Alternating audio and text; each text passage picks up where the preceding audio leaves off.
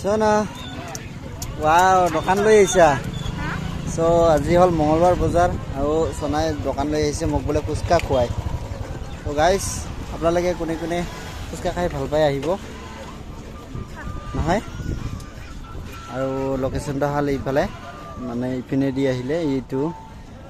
এইটো হল ফিল্ডটো আৰু ইয়াতে দিছে কিবা কবি সকলোৱে আহিব খাব সাবস্ক্রাইবার আহিলে কিমান কেটাকে ফেরি দিবি মাত্র এটাকে মাত্র 5 টাকা দিব লাগে 5 টাকা দিবি না তো আই গাইস আহি যাবা সোনকালে আৰু 5 টাকা ফ্ৰি খাই যাবা